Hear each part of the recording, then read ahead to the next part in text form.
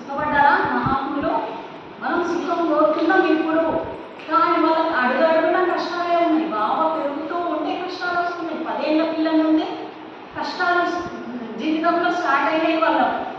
అయితే మళ్ళీ పెళ్లి చేసుకున్నాడా, పెళ్ళి అయిపోయింది, వాళ్ళు 10 ఎకరాలు, వాళ్ళ తమ్ముడు 10 ఎకరాలు భూమి తీసుకొని మంచి వ్యవసాయం చేసుకుంటూ జీవితం కొద్దిగా నడుస్తుంది. మళ్ళీ తర్వాత కొన్ని రోజులు ఏ సుఖంగా ఉన్నారో మళ్ళీ దుఃఖం స్టార్ట్ అయింది. ఏదమ్మా పెళ్ళిళ్ళు ఎంత ఆడపిల్లలతో ఏడ్చుకుంటూ శోకాలు పెట్టుకుంటూ కూర్చుంటాం మనం.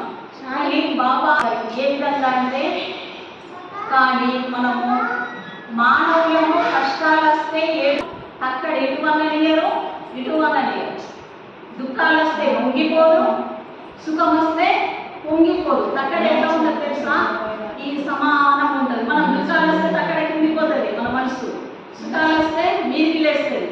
కానీ వాళ్ళది అలా ఉంటుంది, సరి సమానంగా ఉంటుంది. దుఃఖాలు వచ్చినా సుఖాలు వచ్చినా వాళ్ళు కుంగిపోరు, పొంగరు. అటువంటి వాళ్ళే మహాత్ములు కాబడతారు మనుషుల నుండి. అయితే చిత్తశుద్ధితో ఆ కష్టాలను ధైర్యంతో బాబాలు ఎదుర్కొన్నారు. అనేక సంకటాలు వస్తాయి. సంకటాలు వచ్చినా కూడా వాళ్ళ అంతరంగంలో ఆత్మవిశ్వాసంతో దృఢమైన విశ్వాసం పట్టుకొని ఉంటారు. దేనికి పొంగరు, ఎవరి మాటలకు కూడా ఇది కాదు. వాళ్ళు తీవ్ర వైరాగ్యం ప్రారంభమవుతుంది అప్పుడు వాళ్ళ మనసు. వైరాగ్యం ఏది వచ్చినా ఏమన్నా కానీ, ఏది వచ్చినా తట్టుకుందండి, నేను రెడీ ఉన్నా, ఏది వచ్చినా నేను ఎదుర్కొంటా, ఎంత కష్టం వచ్చినా అంతటి ధైర్యం వాళ్ళలో ఉంటుంది. తీవ్ర వైరాగ్యం అంటే ఈ ప్రపంచం మీద, ఈ సుఖాల మీద వాళ్ళ వ్యామోహము అనేది ఉండదు. కాబట్టి వైరాగ్యం ఏర్పడుతుంది అప్పుడు కష్టాలు వస్తే. కానీ మనం కుంగిపోతాం. సామాన్యులు కుంగిపోయి ఇతరులను, దైవాన్ని నిందిస్తాం, కానీ వాళ్ళు ఎవరిని నిందించలేదు బాబా గారు. ఎలా మళ్ళీ దుఃఖం ఎలా స్టార్ట్ అయింది అంటే, ఒకరోజు బాబా గారు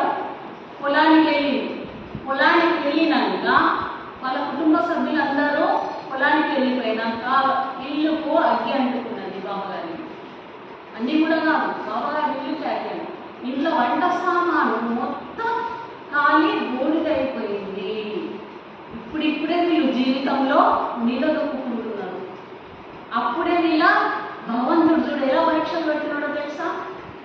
టీచర్లు విద్యార్థులకు పరీక్ష పాస్ కావడానికి, మెరిట్ రావడానికి పరీక్షలు ఎట్లా పెడుతుంది? నెలకొక పరీక్ష, 3 నెలలకు ఒక పరీక్ష, 6 నెలలకు ఒక పరీక్ష, వారానికి ఒక పరీక్ష, ఇలా పెడతారు. అలాగే